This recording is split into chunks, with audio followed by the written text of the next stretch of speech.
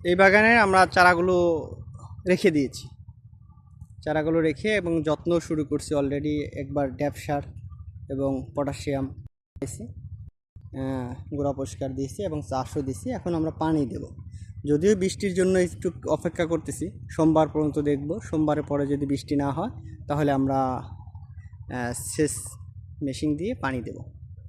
এই যে এটার এই পাওয়ার টিলারের মাধ্যমে আমরা পানি দিই। ওখানে দেখেন একটা পাম্পও আছে, পাম্পটা দেখা যাচ্ছে।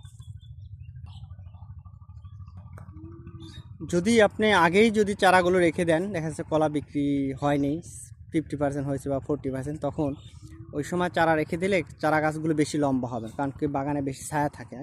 রৌদ্র যত বেশি পাবে বা গাছগুলো তত শক্তিশালী হবে এবং মোটা হবে। অর্থাৎ কলা গাছ যত মোটা হবে তত ভালো, অর্থাৎ ওটায় বড় কাঁদি পড়বে এবং ঝড় সাবট ইত্যাদি থেকে মুক্ত থাকবে।